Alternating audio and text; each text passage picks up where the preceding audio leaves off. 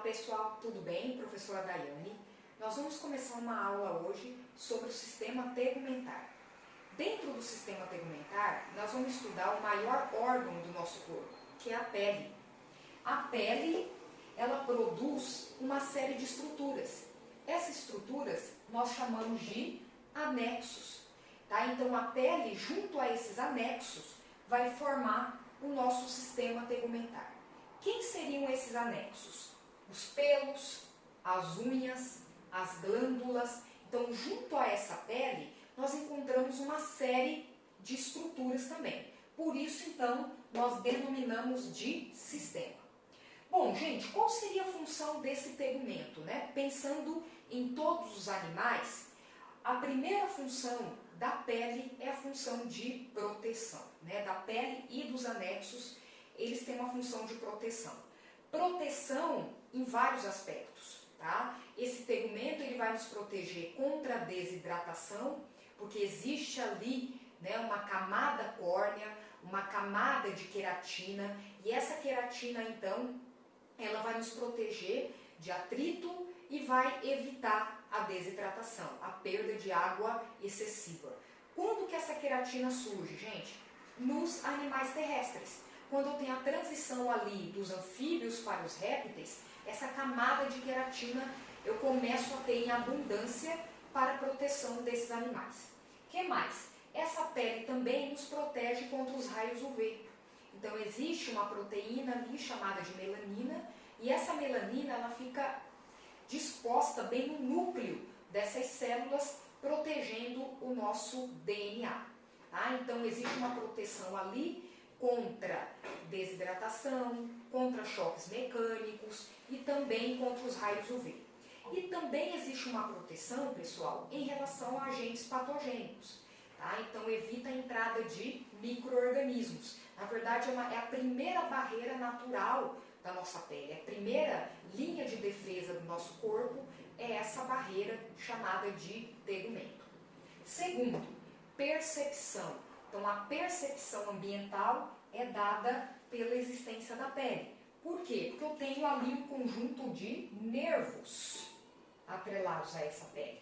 Tá? E nervos do tipo sensitivo, que vai me dar uma certa sensibilidade. Né? Se, por acaso, alguém encostar na sua pele, você vai sentir, né, o tato. O tato é dado porque essa pele é altamente irrigada. Eu tenho vários nervos ali. Terceiro aspecto, termorregulação. Então, o tegumento, ele controla a temperatura do nosso corpo. De que maneira isso é feito? Através da produção do suor. Então, o suor, ele é produzido, né, para quê? Como um mecanismo, né, de regulação de temperatura, principalmente em aves e mamíferos, que têm que manter a temperatura do corpo constante, né? São seres homeotérmicos. Então, quando você corre, quando você está fazendo exercício físico, o que acontece? Você sua. E essa água, então, acaba roubando o calor do seu corpo para equilibrar a sua temperatura. No outro aspecto, excreção e secreção. Saem substâncias da sua pele, tá? Do seu tegumento. Substâncias que estão em excesso ou tóxicas, portanto excretas, e substâncias importantes, né? Ferormônios, né? Substâncias ali que vão hidratar a sua pele, então também produz substâncias importantes. Então, secreção. Bom, um quinto aspecto, acúmulo de gordura. Né? A última camada da pele, nós podemos chamá-la de hipoderme, né? Então essa camadinha, ela acumula gordura, principalmente em aves e mamíferos. Mais uma vez, né? É um mecanismo de controle da temperatura e produção de calor interno, tá? Ou seja, são seres endotérmicos e mantém a temperatura constante, homeotérmicos. Uma outra característica importante é que favorece a locomoção de muitos animais. Por exemplo, os peixes, eu não posso esquecer que esse tegumento ele é mucoso e isso facilita, né, o nado desses peixes, correto? E também a pele de anfíbios, que produz esse muco também, facilitando as trocas gasosas, né? Ou seja, nos anfíbios, a pele também tem uma função de respiração. na pele, existem camadas que nós encontramos na pele. Quais são essas camadas? A gente tem a camada mais profunda da pele. Vamos lá. A camada mais profunda da pele, que é chamada de camada basal. A camada que está acima da camada basal, que é a camada espinhosa. A camada que está acima dela, da espinhosa, é a camada granulosa. E por último, então, eu tenho a camada córnea. Todas essas camadas, pessoal, fazem parte da primeira camadinha da pele. Qual é essa primeira camada da pele? É a epiderme. Então, a epiderme é a primeira camadinha da pele, tá? Se eu pegar essa camada da pele, a epiderme, a primeira, ela é dividida em 4 estratos, ou 4 camadas, correto? A segunda camadinha da pele é a derme. E a terceira camada da pele é a hipoderme.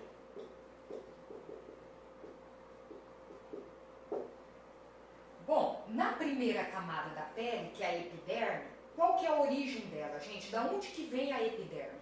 Ela vem de um folheto embrionário chamado de ectoderme. A segunda camada da pele, que é a derme, ela vem da mesoderme. E a terceira camada da pele também vem da mesoderme. Bom, vamos lá, falar um pouquinho da primeira camada, que é a epiderme, tá? Então, na epiderme, a gente tem algumas camadas importantes. A epiderme, então, lá na camada basal, qual é a função dessa camadinha mais profunda da pele, da epiderme? Gente, essa camadinha mais profunda da epiderme é ela que vai gerar a própria epiderme. Por quê? Porque aqui acontecem mitoses sucessivas. Aqui eu encontro células tronco. Então é a camadinha que vai regenerar e vai dar origem a toda a epiderme. Nessa camada basal também eu encontro uma célula importante, chamada de melanócito. Pessoal, qual é a função do melanócito? Produzir uma proteína chamada de melanina. Como eu disse para vocês, essa melanina tem um papel protetor, tá? Então ela protege o nosso DNA, evitando mutação nesse DNA, tá? Então ela tem um aspecto aí que evita o surgimento de câncer de pele. Tem pessoas, né, que produzem mais ou menos melanina. Todas as pessoas têm aproximadamente a mesma quantidade de melanócito. O que muda é a produção da melanina, para mais ou para menos. E aí a cor da pele ela se modifica. Quanto mais melanina, eu vou ter mais proteção, correto? Bom, a camada espinhosa, gente, a camada espinhosa, olhando no microscópio, parece uma espinha, né? Por quê? Quem que dá esse caráter espinhoso, tá? É a presença de uma estrutura chamada de desmossomo. Eu tenho bastante desmossomo aqui. O que seria um desmossomo? Desmossomo é uma estrutura de adesão, tá? É uma estrutura que permite o quê? Que essas células fiquem coesas, fiquem aderidas, tá? Então, ela dá um aspecto de proteção mecânica para a epiderme, dá uma sustentação. Então, devido à quantidade ali grande de desmossomo, que vai dar esse aspecto aí espinhoso. Além disso, eu tenho uma célula de defesa nessa região, chamada de célula de Langerhans. Essa célula, ela atua como uma célula aqui protetora, tá? Se por acaso algum micro-organismo entrar ali, ela fagocita esses micro-organismos, então é uma célula ali que faz parte da pele para proteção. Terceira camada, a camada granulosa, ela produz uma série de lipídios, de substâncias oleosas. Então, nessa região, na camada granulosa, eu tenho grande produção de lipídio, de colesterol, tá? Então, nessa região aí, eu tenho um acúmulo, né, de produção de substâncias que vai dar uma certa oleosidade para a pele. Essa produção excessiva de lipídio acaba se acumulando na última camada. E aí ela acaba empurrando essas células da última camada aqui, que acabam perdendo o seu funcionamento, então elas acabam morrendo. Então a camada córnea, ela é formada basicamente de queratina, de proteína, e é uma camada onde não existe vida. São células achatadas, os queratinócitos. Aqui dentro eu tenho um acúmulo exagerado de queratina, principalmente em animais terrestres, e essa queratina aí, ela vai formar uma camada morta, tá? Queratinizada. A granulosa, portanto, ela acumula lipídios, colesterol, lipídios. Beleza, pessoal? Bom, a derme é a segunda camadinha da pele. Na derme, o que eu vou encontrar? Eu já encontro vasos sanguíneos, tá? Lembrando, a epiderme, ela não possui vasos sanguíneos, tá? Então ela é irrigada, tem nervos, mas não tem vasos sanguíneos.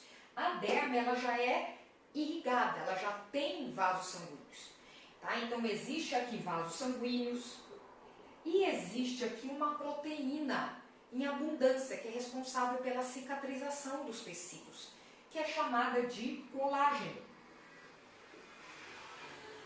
Qual é a célula que produz colágeno, gente? É o fibroblasto. Fibroblasto. Tá? Então, o fibroblasto, eu tenho uma abundância de fibroblastos nessa região aqui, para a produção dessa proteína chamada de colágeno. Eu encontro muito colágeno nos ossos, né? Então, um caráter de sustentação dos ossos. Tá? E eu tenho também a presença de vasos sanguíneos, é altamente irrigada e é a camada que vai passar nutrientes para a epiderme. Tá? Então a derme acaba passando por difusão nutrientes para a epiderme. E a última camadazinha, que tem alguns autores que consideram que essa terceira camada não faz parte da pele, tá? Que é a hipoderme. A hipoderme, existe aqui um acúmulo de gordura, portanto, de células adiposas, adipócitos.